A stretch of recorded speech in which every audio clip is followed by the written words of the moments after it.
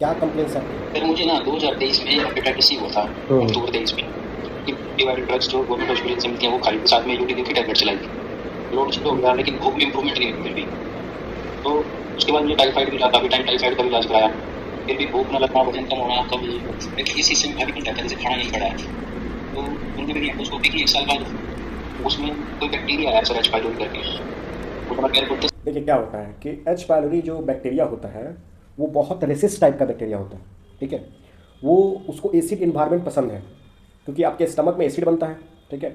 HCl बनता है, acid बनता है, तेज़ाब बनता है, और उसी इन्वायरमेंट को पसंद करता है एच पायलोरी बैक्टीरिया।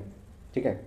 और जब भी जब आप इन्फेक्शन के लिए या उसके एच पायलोरी के जो किट खाते हैं, ठीक है, 14 दिन का आपने कोर्स कंप्लीट किया, फिर 14 दिन और खाया, फिर भी आपके सिम्टम्स जाते नहीं हैं, आपकी बीमारी ठीक नहीं होती है। होता क्या है कि आप जब कोर्स कंप्लीट कर लेते हैं, किट आप खा लेते हैं, तो आपका एच पायलोरी निगेटिव आ जाता है, बट आपका सिम्टम्स अभी आते रहता है। आपके सिम्टम्स आते रहते हैं, आपकी बीमारी वैसे ही रहती है। वो ऐसा इसलिए होता है क्योंकि जो एच पायलोरी बैक्टीरिया की वजह से जो अल्सर हुआ रहता है आपके स्टमक में या आपके इंटेस्टाइन में, वो चाहे पेप्टिक अल्सर हो या ड्यूडनल अल्सर हो, ठीक है, दोनों तरह का अल्सर होता है, तो वो अल्सरेशन जल्दी हील नहीं होता है। एच पायलोरी के मरने के बाद भी वो इन्फेक्शन आपका, वो अल्सर आपका हील नहीं होता है, क्योंकि एसिड तो बन रहा है स्टमक में, नेचुरल प्रोसेस एसिड बनना।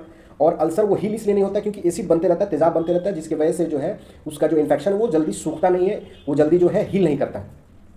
तो उसके लिए आपको जो है अल्सर को हील करने के लिए, उसके रूट ऑफ कॉज को ठीक करने के लिए, उसके इन्फ्लामेशन को ठीक करने के लिए आपको कुछ मेडिसिन लेने होते हैं, जिससे जो है वो आपका अल्सर हील हो जाए, ठीक हो जाए, और जो आपका रूट ऑफ कॉज है वो ठीक हो जाए, और जो भी सिम्टम्स आपके आ रहे हैं वो पूरी तरीके से खत्म हो जाए। ठीक है। इसके लिए दोबारा आपको एंटीबायोटिक लेने की जरूरत नहीं होती, क्योंकि आपने ऑलरेडी बहुत बार आपने जो है एंटीबायोटिक का कोर्स कंप्लीट कर लिया। ठीक है, बात समझ रहे हैं आप?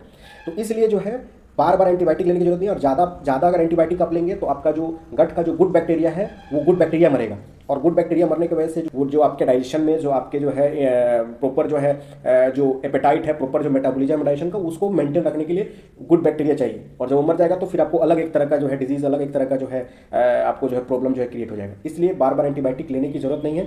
ठीक है। आपको अल्सर के लिए मैं आपको जो है प्रॉपर तरीके से जो है मेडिसिन लिख देता हूँ, और एक डाइट प्लान आपको दे देता हूँ, जिससे जो है आपका जो एच पायलोरी जो इन्फेक्शन है, जो अल्सरेशन है, जो इन्फेक्शन इन्फ्लामेशन आपके स्टमक में, आपके इंटेस्टाइन में, वो प्रॉपर तरीके से हील हो जाए, ठीक हो जाए। बात समझ रहे हैं?